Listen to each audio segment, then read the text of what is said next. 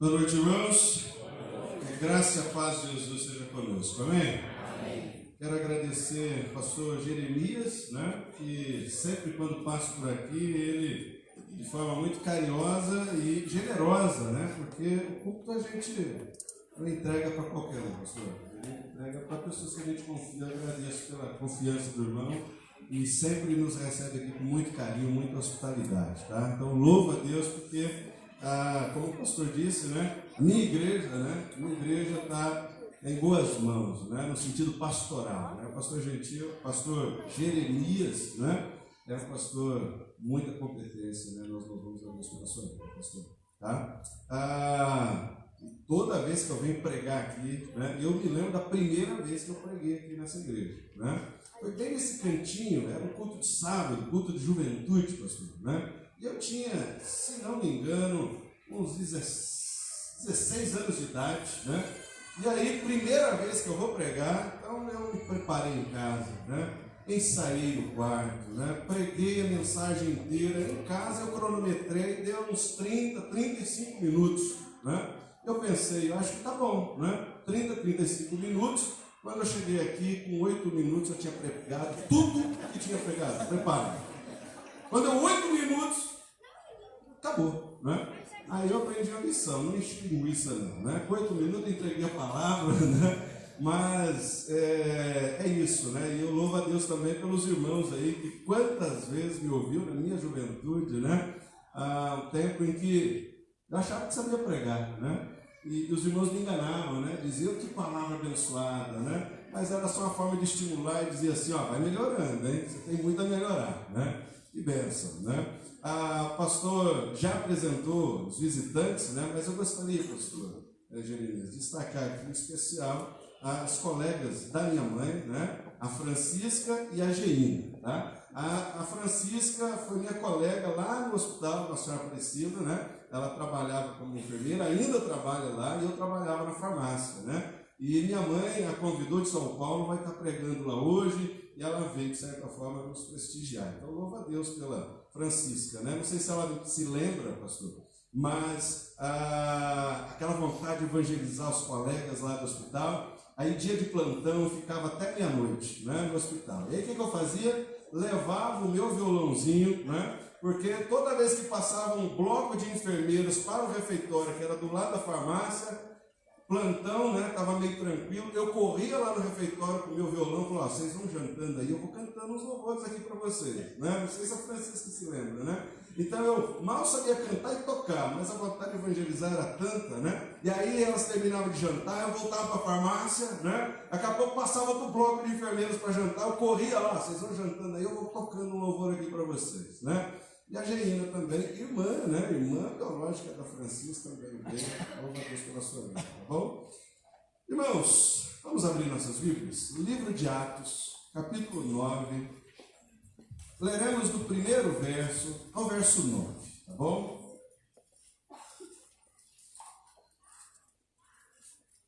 Louva a Deus também pela vida do Darcy e da Nicinha, Hoje congregam numa outra igreja, estão aqui hoje, Mandei uma mensagem de zap para ele, que o Darcy aparece lá, está ministrando a palavra, e ele aproveitou para matar a saudade, Grande amigo aí, de longa data.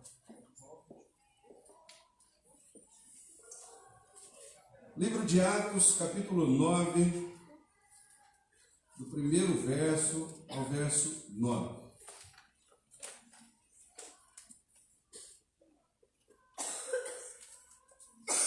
Eu lerei na minha Bíblia, os irmãos acompanharão nas suas, tá bom? Diz assim, irmãos, a palavra do Senhor. Ok? Todo mundo achou aí? Amém? Então diz assim. Enquanto isso, Saulo ainda respirava ameaças de morte contra os discípulos do Senhor.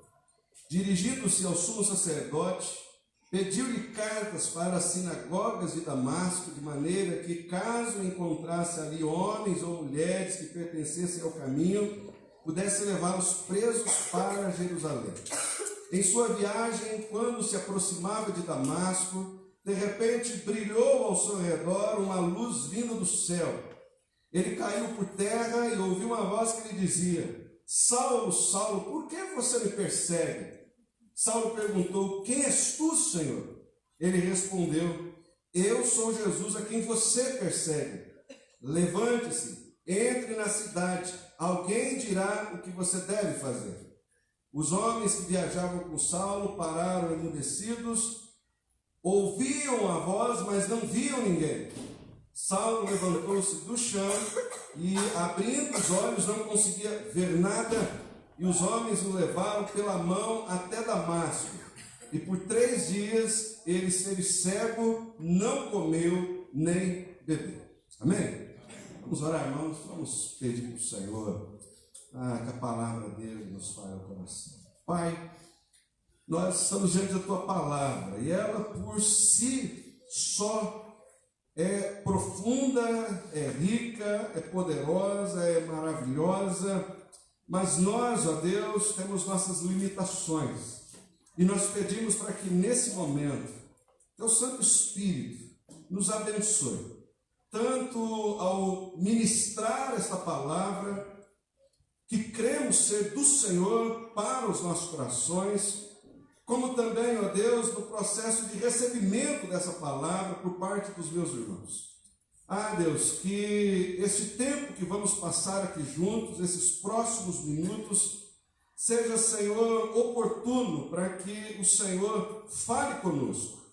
Que entre as palavras humanas, ó Deus, o Senhor esteja completamente envolvido e que a tua voz chegue lá no íntimo de cada um, conforme lhe apraz. Pai, usa-me apenas como instrumento teu, é isso que sou, só um canal. Ó Deus, eu peço que mais uma vez o Senhor faça isso de forma bondosa e graciosa, em nome de Jesus. Amém. Amém. Amém. Amém. A vida cristã, irmãos, é uma caminhada. É uma caminhada. Aliás, uma longa caminhada. O autor da carta aos Hebreus, por exemplo, comparou a vida cristã a uma peregrinação, dizendo que neste mundo nós somos aqui peregrinos. E o peregrino é nada mais, nada menos que aquele que está determinado a fazer uma grande jornada.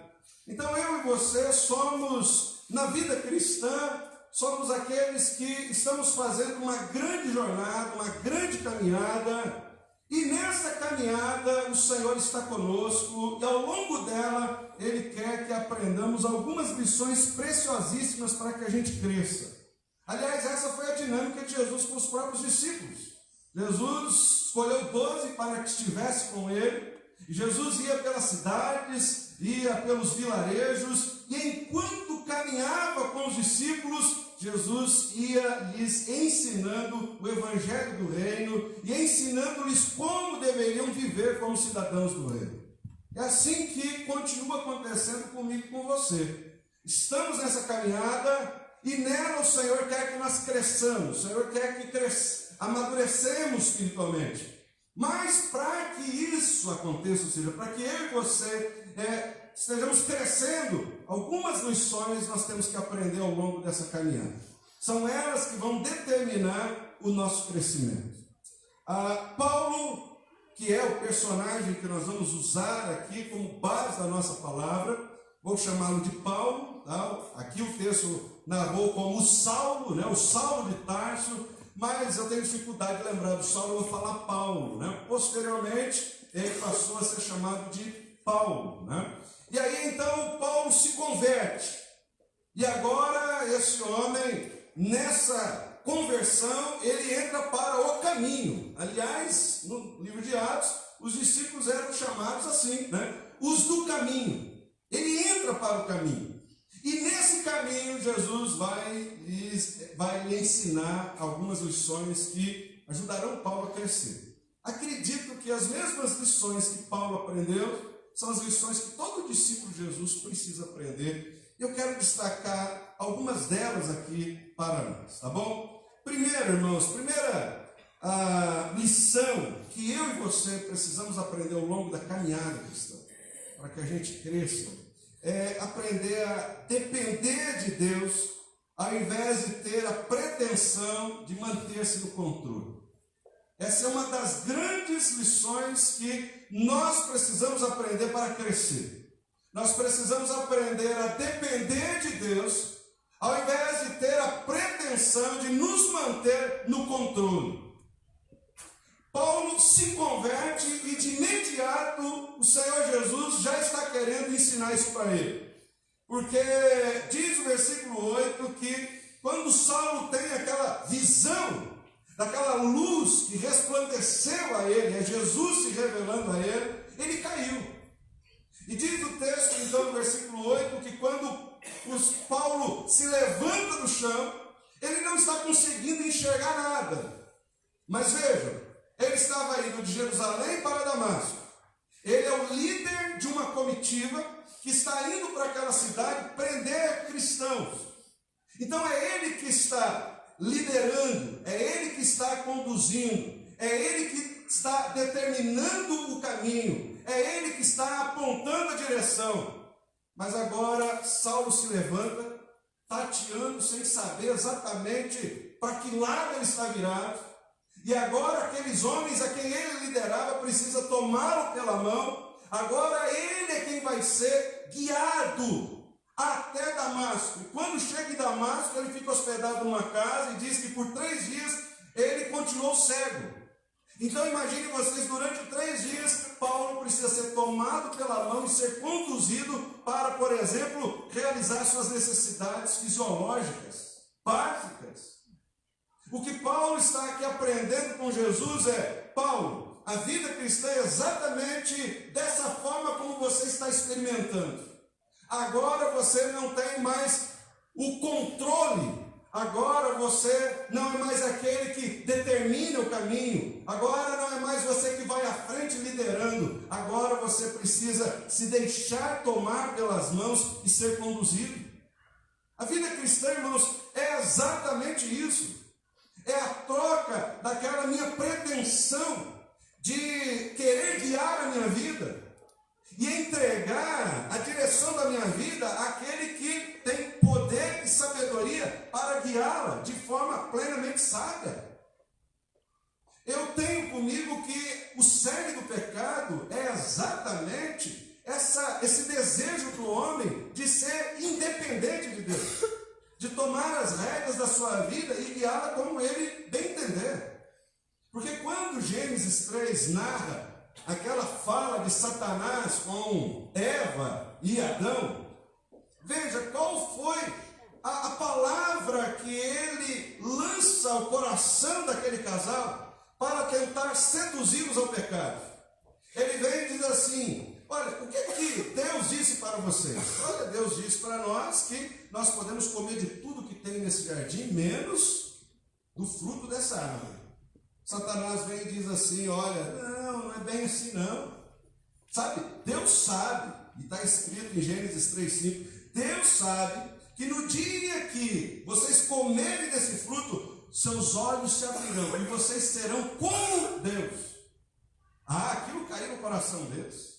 Ah, então nós vamos ser como Deus. Opa, não vamos precisar mais depender de Deus. Não vamos precisar mais dar satisfação para Deus.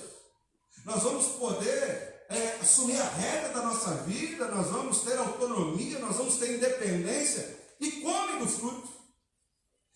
E é a partir desse momento, o homem, guiando a sua própria vida, nós sabemos, a história vem mostrando como que a nossa vida, ela entra numa trajetória de frustração, de derrota, de tristeza, de infelicidade, de caos. A história mostra que o homem, dirigindo a própria vida, sempre está fadado a fracassar. Então Deus nos convida a depender dele, não porque Deus é um ser que tem necessidade de controle. Não é como aqueles pais, cujos filhos no início são dependentes porque são crianças, aí o filho cresce, o filho vira adolescente, jovem, casa. E tem pais que não conseguem permitir que os filhos vivam de forma independente. Eles tentam manter um vínculo onde o filho ainda se sente dependente do pai. E não é porque o filho tem necessidade de ser dependente, é porque esse pai e essa mãe, especialmente mães caem nessa tentação, elas têm necessidade de manter o controle. Mas essa necessidade é patológica, é doentia, e que adoece o filho. Deus não tem necessidade de manter controle. O que Deus tem é um pleno carinho e amor pelos seus filhos. E Ele sabe que somente nossa caminhada no controle dele é que poderá nos permitir sermos bem-aventurados, sermos felizes. Quando Deus nos convida a depender dele, é porque Deus quer que o nosso coração descanse. Porque quando nós dependemos de Deus, por exemplo, nós somos libertos da ansiedade. As pessoas, aliás, essa é eu diria assim, a essência do desejo de uma pessoa ser rica. As pessoas querem ser ricas ou tornar-se milionárias, não é porque elas querem ter conforto material, querem ter estabilidade econômica, não é por isso não, irmãos. As pessoas querem ficar milionárias, querem ficar ricas, porque lá no fundo elas não querem depender de ninguém. Por que você quer ser rico? Eu não quero depender de ninguém.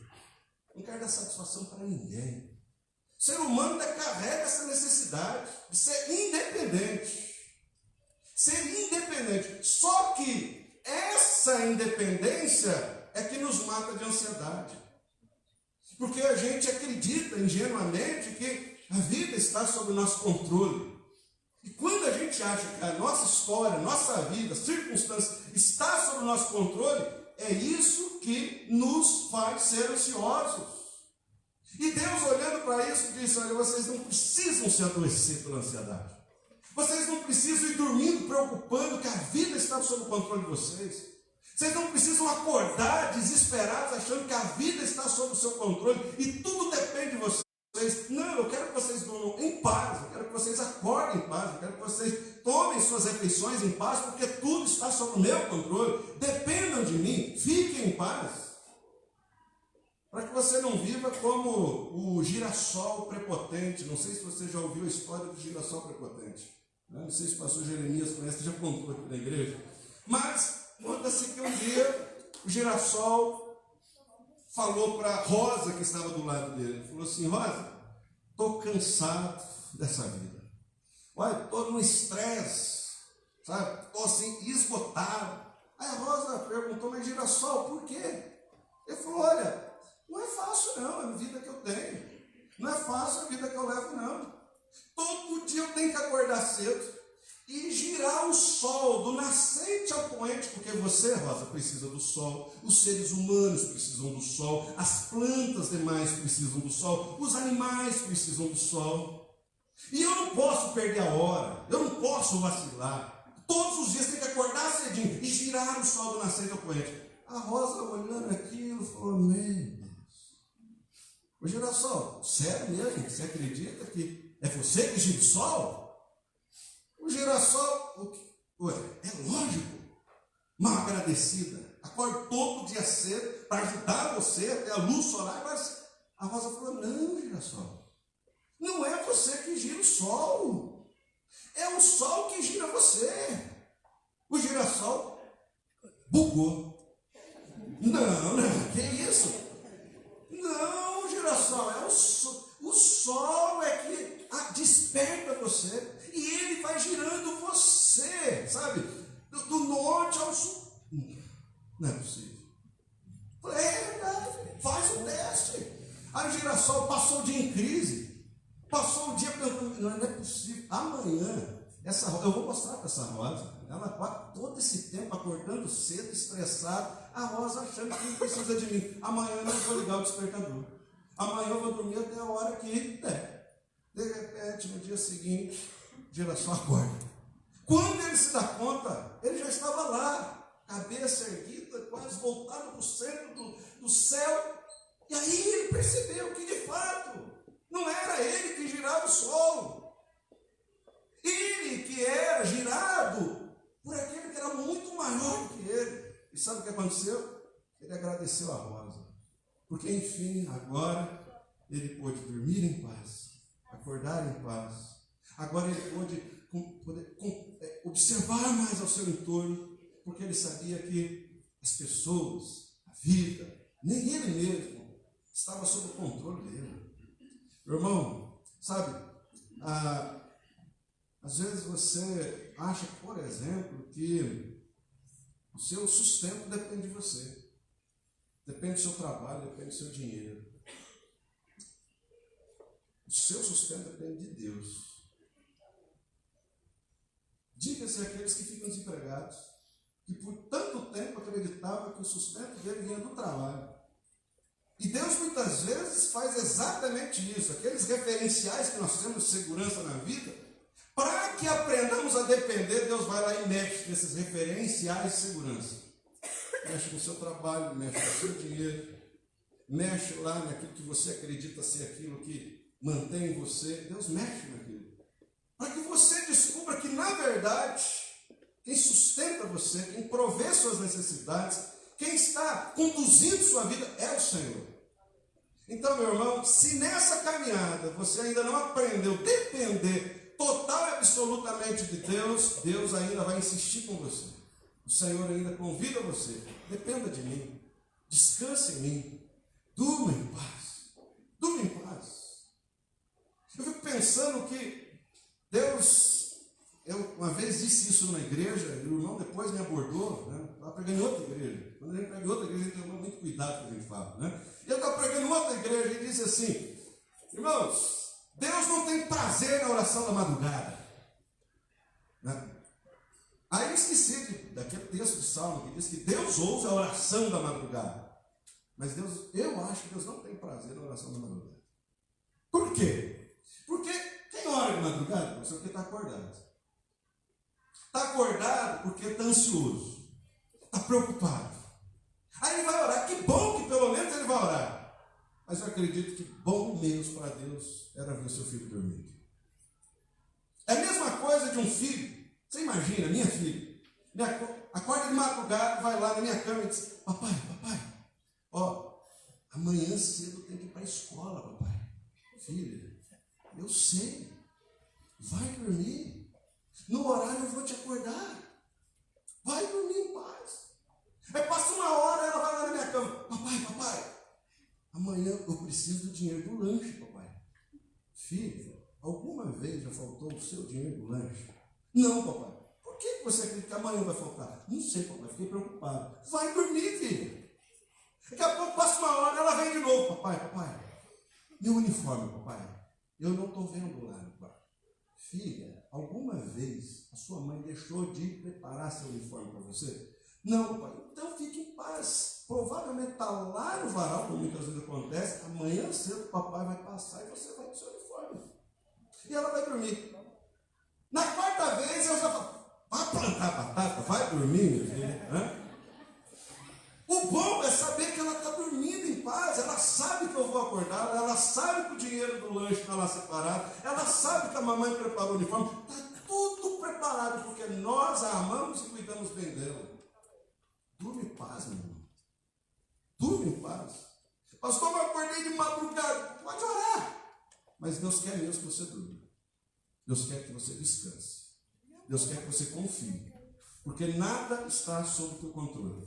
Tudo está sob o controle de Deus. Amém? Segunda lição, irmãos, ou outra grande lição que nós precisamos aprender ao longo da caminhada é que a igreja de Jesus, ela gera a alegria da comunhão, mas ela também gera a tristeza pela falta da comunhão. Paulo aprendeu isso. Por exemplo,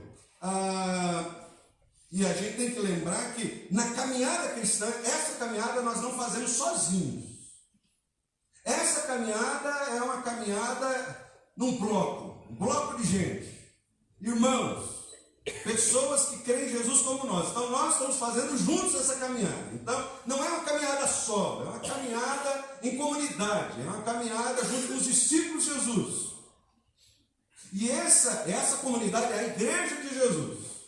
Pessoas com quem nós vamos conviver, pessoas com quem nós vamos nos relacionar, pessoas que Deus vai usar para nos abençoar. E Paulo, irmãos, por exemplo, ele, de imediato à sua conversão, ele aprendeu uma lição.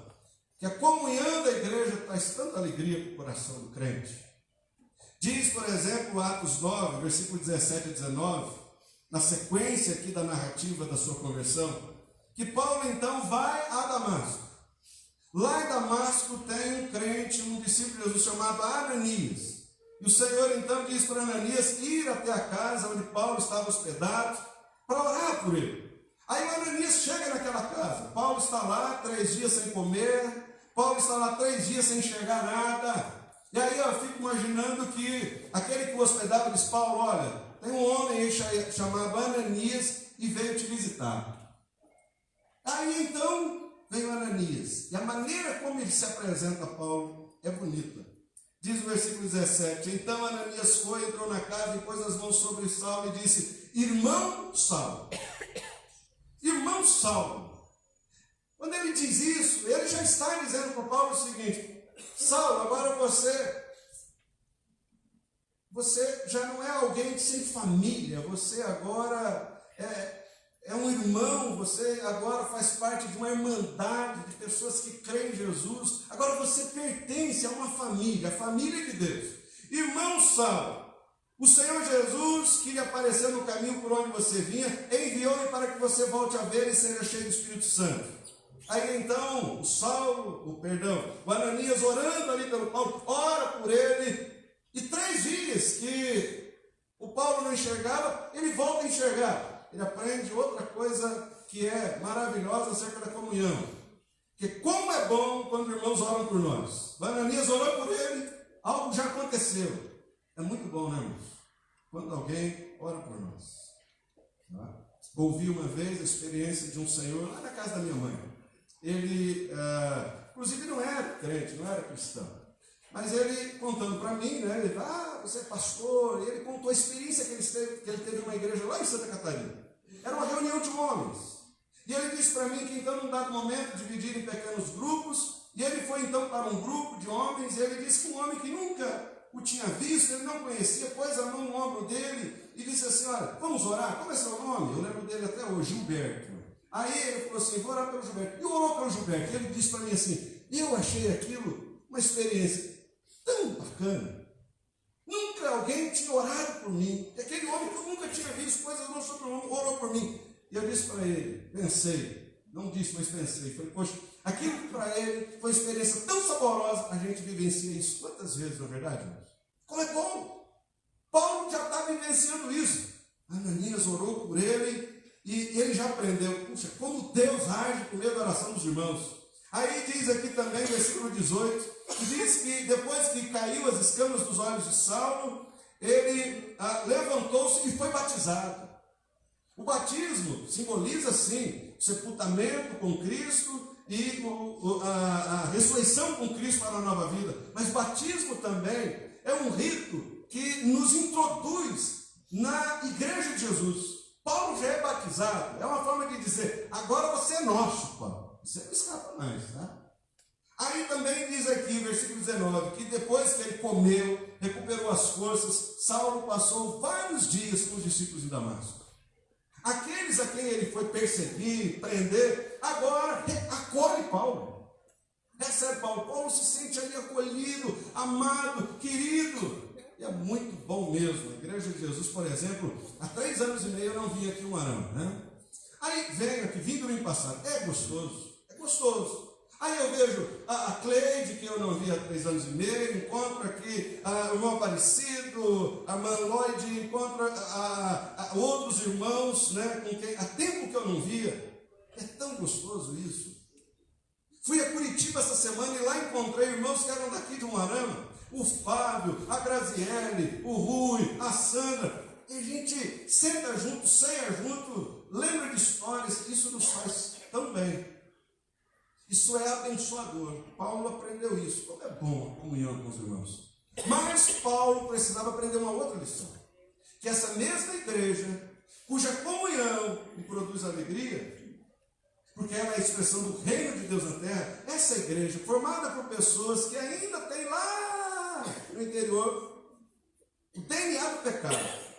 Por isso são capazes de machucar, capazes de frustrar, capazes de ferir, capazes de agir com indiferença, capazes de determinados momentos serem egoístas, insensíveis, mal educados. Aliás, tem crente mal educado, é feio, né? Como que Paulo aprendeu isso? Atos 9, 26 diz que quando Paulo chega em Jerusalém, Jerusalém era a igreja, uma igreja assim, pujante. Atos 2 diz que aqueles irmãos viviam em comunhão, todos os dias comunhão de casa em casa, era aquela festa. Aqueles irmãos estavam vivendo assim uma atmosfera de amor, de cuidado tremendo. Aí o Paulo indo para Jerusalém, eu tento imaginar qual era a expectativa do Paulo. Está orado, pastor? Paulo chegando lá, indo para Jerusalém, aquela expectativa. Ah, mas que bom, lá em Jerusalém vou encontrar Pedro, João, Tiago. Ah, eu ouvi falar que os irmãos lá se reúnem nas casas, comem com alegria. Não vai faltar casa para eu tomar um café, para jantar. Ah, mas vai ser uma maravilha, hein? Aquelas reuniões que acontecem nas casas, como vai ser bom aqueles irmãos lá de Jerusalém, encontrar com os discípulos, os primeiros discípulos de Jesus. Mas aí, irmãos, diz Atos 9, 26, que quando Paulo chegou a Jerusalém, tentou se reunir seus discípulos, mas todos estavam com medo dele, não acreditando que fosse realmente um discípulo. Exatamente como está no texto bíblico. Li para os irmãos. Paulo chega em Jerusalém, o banco que ele sentava, ninguém mais sentava. Terminava o culto, todo mundo combinando, vamos na pizzaria aqui, não, nós vamos comer um lanche ali, nós vamos tomar café na casa do irmão. Ninguém chamava o Paulo. O Paulo passava por Jerusalém, né? Pizzaria, os irmãos lá naquela alegria. Pô, ninguém me convidou. Passava ali na frente, o dogão lá, os irmãos na alegria. Ninguém convidou o Paulo. Durante a semana, várias reuniões de pequeno grupo, ninguém chamava o Paulo. Os líderes, Pedro, João, ninguém chamou o Paulo, vem aqui, queremos ouvir seu testemunho. Isso não aconteceu, irmãos. Paulo foi tratado com indiferença, porque as pessoas desconfiavam, tinham medo dele. Toda aquela expectativa de que ele seria tratado de forma gentil, calorosa, amorosa, aquela expectativa acabou em frustração. Aí, por fim, Paulo falou, bom, mas eu vou pregar o evangelho. Começou a pregar lá para os judeus de fala grega. Aquele pessoal se ofendeu porque Paulo não sabia pregar direito, chamou os líderes e falou, olha, esse novo membro da igreja de vocês está dando problema para a gente. Os irmãos chamam Paulo e falam assim, Paulo, de onde você é mesmo? Eu sou de Tarso. Ah, quanto tempo você não vê a sua família? Ah, já faz um tempo. Olha, a gente aconselha você, vai lá para a sua cidade, vai lá rever a família. Ó, fizemos uma vaquinha, tem uma passagem, deram para o Paulo, mandaram o Paulo para Tarso para se livrar do problema. O que Paulo aprendeu com isso? Igreja é, sim, um lugar onde as pessoas se amam e muitas vezes nos proporciona experiências que nos alegram, nos satisfaz, mas também essa mesma igreja, essa mesma comunidade, formada por discípulos de Jesus, muitas vezes frustra nossas expectativas e nos mata, ou nos fere. Nos mata não, nos fere. Por que nós precisamos aprender essa lição, irmãos? Porque quantos crentes que não amadurecem, porque eles ficam presos a esses problemas que existem na igreja. Olham para a igreja e sempre olham com um sentimento de tristeza, frustração. Meu irmão, a igreja, sim, vai produzir em você muita alegria, mas ela também, às vezes, vai te machucar. Paulo, por exemplo, teve que aprender essa lição, porque ao longo da caminhada, por exemplo, Paulo escreveu a segunda carta aos Coríntios, porque depois que ele entrou na cidade, plantou a igreja, ele foi embora, um grupo lá falou assim, esse sujeito que veio aqui, plantou a igreja, porque você não é apóstolo coisa nenhuma. Não é apóstolo, não. Paulo escreve a segunda carta para defender o seu apostolado. Paulo escreve para Timóteo, dizendo assim, Timóteo, olha, na minha defesa, Paulo estava preso, quando foi ao tribunal romano, Paulo pensava assim, bom, ele estava sendo acusado de ser um perturbador social por causa da sua mensagem. Aí Paulo esperava que muita gente também fosse lá, para poder dizer, não, esse homem é um homem bom, esse homem é um homem ordeiro, esse homem é um homem pacificador. Ele escreve para Timóteo dizendo: Timóteo, ninguém apareceu na minha defesa. Paulo escreve a carta aos Filipenses dizendo que lá em Filipos, e tentando consolar os irmãos, muitos que pregavam o evangelho assim com a vertente judaizante, depois que Paulo foi preso, começaram a evangelizar mais, pregar mais, porque queriam produzir no coração de Paulo uma certa tristeza, porque Paulo pregava contra aquele evangelho com uma vertente judaizante. Ou seja, queriam produzir no coração de Paulo um sentimento de tristeza. Paulo escreve a carta aos Filipenses dizendo: olha, fiquem tranquilos, meu coração não está triste por isso não. O importante é que pregue o evangelho.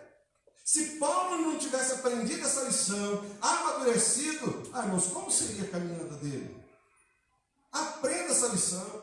A igreja de Jesus, e uma das formas que eu uso para definir igreja, eu me lembro quando pastoreava lá em Goiôerê, até coloquei assim na fachada da igreja, né, do lado da fachada, a definição de igreja. Né? Igreja, irmãos, é um lugar de pessoas imperfeitas, adorando aquele que é perfeito, e na comunhão com os outros, buscando o aperfeiçoamento, para que, quando o perfeito vier, sejamos perfeitos juntamente com ele. Isso é igreja, meu irmão. A igreja é um lugar de pessoas imperfeitas, que adoram aquele que é perfeito, que na comunhão com os outros buscam o aperfeiçoamento, para que quando o perfeito voltar, sejamos com ele perfeitos. E nessa imperfeição, de fato, muita coisa acontece que entristece nosso coração, mas nós não vamos desistir de permanecer na comunhão. Eu gosto de pensar na igreja também, irmãos, como a Arca de Noé. Já pensou na igreja como a Arca de Noé? A Arca de Noé, imagine vocês, o Noé, sua família, 40 dias dentro daquela arca. Quem eram aqueles que faziam? Eu acho. Tá bom, obrigado. Amém. Show. Beleza. Deus abençoe. Luiz saiu ovelha lá em Goiânia, né? Que bênção, né? Que bênção. É bom ver as ex-ovelhas aqui também, né? Apesar que a ovelha não gosta de falar que são ex-ovelhas, né? Mas são. Hoje o pastor de vocês é o pastor Jeremias, tá? Amém? Então imagine vocês, lá na arca, o Noé, a sua família tinha uns distintos companheiros. Quem é? Casalzinho, um monte de bicho. Vocês imaginem, irmãos, 40 dias dentro daquela arca. Vocês já acham que aqueles animais, lá dentro, a arca selada, os animais urinando, defecando, soltando flatulências, com o balanço da água, muitos vomitando. Que cheiro naquela arca. Que odor naquele lugar. Que lugar terrível para ficar 40 dias. Mas eu pergunto para você, qual era o melhor lugar para se estar? Naquele momento, dentro daquela arca ou fora dela? Dentro da arca. A igreja é a arca. É a arca. Tem animal de tudo quanto é tipo, né? Tem irmão papagaio, fala demais. Tem irmão jumento que dá coice facinho, né? Tem aquele irmão jiboia, ele vai te enrolando, né?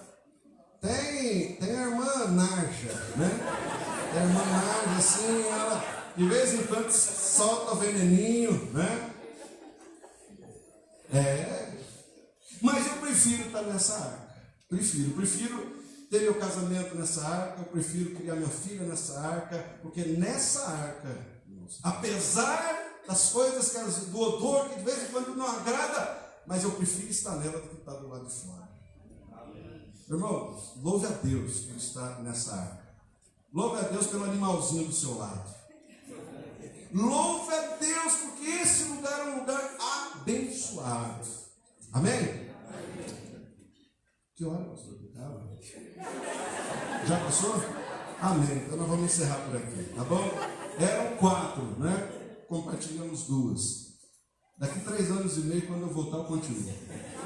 Amém? Vamos orar, irmãos. Vamos ficar em pé? Vamos fazer uma oração?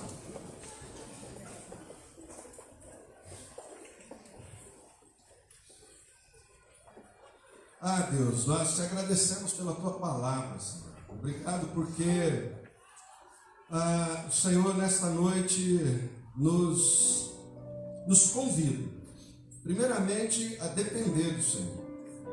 Pai, nós queremos, ó Deus, deixar a pretensão de guiar nossos passos, determinar nossos caminhos.